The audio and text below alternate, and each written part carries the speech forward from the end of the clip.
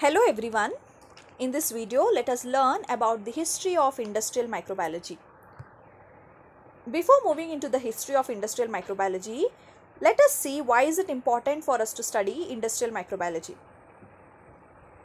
Industrial microbiology plays a very important role as an economic aspect because here we exploit the variety of microorganisms that is present in the environment to produce a commercially valuable product. So these products that are produced in large scale will fetch money to us. That's why it is important for us to study industrial microbiology. Industrial microbiology came into existence primarily based on a naturally occurring microbiological process called as fermentation. There are many evidences which clearly shows that the ancient man knew fermentation process and he was practicing it more as an art rather than a science. Early fermentation process practiced by man included like leavening of a bread, retting of flax, preparation of vinegar, wine, beer and various fermented food products and milk products like your dosa batter, idli batter, curd, cheese and so on. So later, after the microscope was invented and the discovery of the microorganisms and also the understanding of the metabolic process of the microorganisms led to the understanding of the fermentation process, which paved the way for the development of the industrial microbiology. There are a lot of evidences that the ancient Egyptians in early 1700s were producing beer in large wooden vats of about 1500 barrel capacity. So this is the proof to say that fermentation process was known to the ancient man, but they practiced it as an art rather than a science. In the middle of 18th century, the chemist was known as Liebig. The chemist who is Liebig considered fermentation purely as a chemical process. He believed fermentation as a disintegration process in which molecules present in the starter substance like your starch or cellulose, they underwent certain changes which resulted in the production of alcohol. He thought that it was purely a chemical process. Later, Cagnard, Luthor, Schwann and Kutzilok, when they were working independently on the alcohol fermentation, there they found that there was certain organisms, unicellular organisms, who were involved in converting these starter substance like starch or sugar to alcohol. So they called this organism, or they thought these organisms could be unicellular fungus, which was nothing but yeast. So the action of yeast was responsible for converting sugars into alcohol. So this was proved by Cagnard, Luthor, Schwann and Kutzilok when they were working on the alcohol fermentation. Later, in 1857, Louis Pasteur proved that yeast is required for conversion of sugars to alcohol.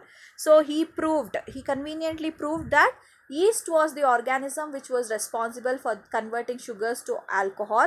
He discovered that association of other organisms or the different organisms other than yeast in the conversion of sugars into alcohol, sugars into other acids than alcohol. These observations led Pasteur to conclude that there are different kinds of organisms which are required for different types of fermentation process. So when he was studying about these fermentation processes, he proved that there were other organisms like lactic acid bacteria which was involved in converting sugars to lactic acid. So therefore he came into conclusion that different kinds of organisms are required for different types of fermentation. For lactic acid fermentation to occur, a different organism is required. For alcohol fermentation to occur, a different organism is required. So this was proven by Louis Pasteur.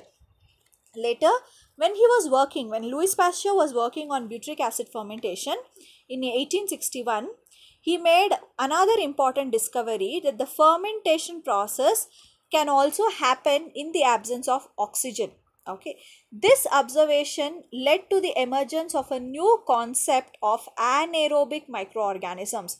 So, when he saw that the fermentation is happening even in the absence of oxygen, he said that there are organisms which do not utilize oxygen for their growth, and these organisms were named as anaerobic organisms. And these organisms were, and later this the microorganisms were classified, broadly classified into two categories, that is aerobic microorganisms and anaerobic microorganisms. Later the fermentation process which was led by aerobic microorganisms was called as aerobic fermentation, and the fermentation process which was led by anaerobic microorganisms were called as anaerobic fermentation. During this period, wine industry in France was incurring a heavy loss due to the souring of wine. Later, the government of France requested to Pasteur to study about this problem. After studying it very carefully, he reported that the souring of wine was due to the growth of unwanted microorganisms rather than yeast.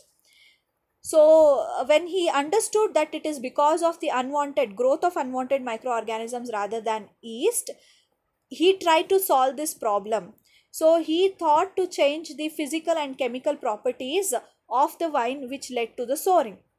So, he showed one experiment as how to remove this unwanted microorganism. So, he said that the unwanted microorganisms could be eliminated from wine by partially sterilizing it.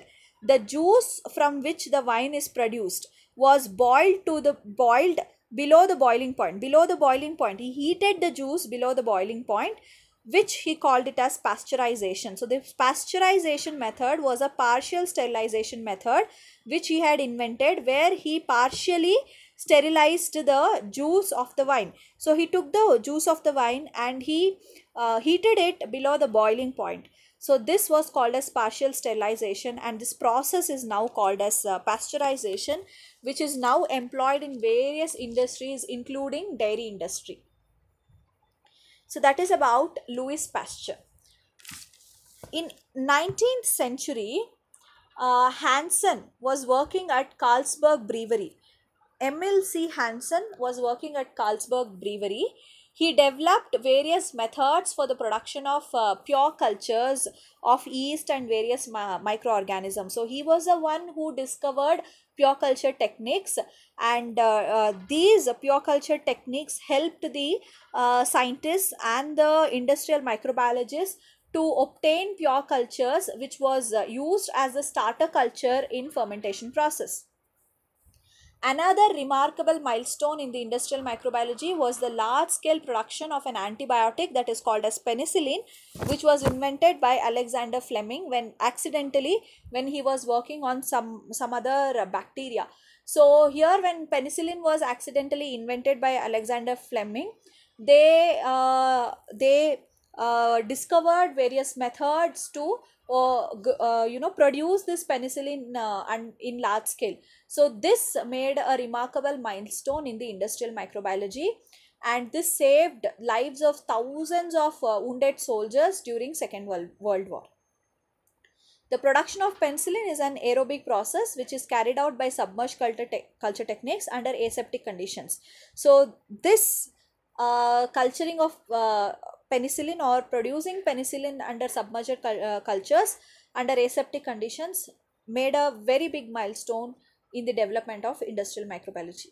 However, the first novel industrial scale fermentation process to be introduced was the acetone butanol fermentation, which was developed by Weizmann using the bacterium that is Clostridium acetobotulicum. In 1920s, an industrial fermentation process was also introduced for the manufacturing of citric acid using Aspergillus niger. Now, more recent progress in the industrial microbiology includes the ability to produce monoclonal antibodies for analytical diagnostic techniques and for various therapeutics and various purification process and all.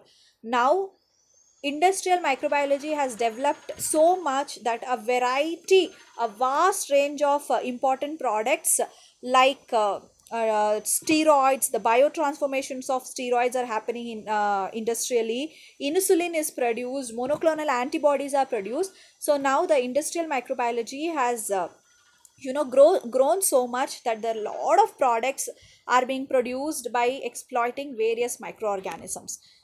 That is all about the history of industrial microbiology, and thank you.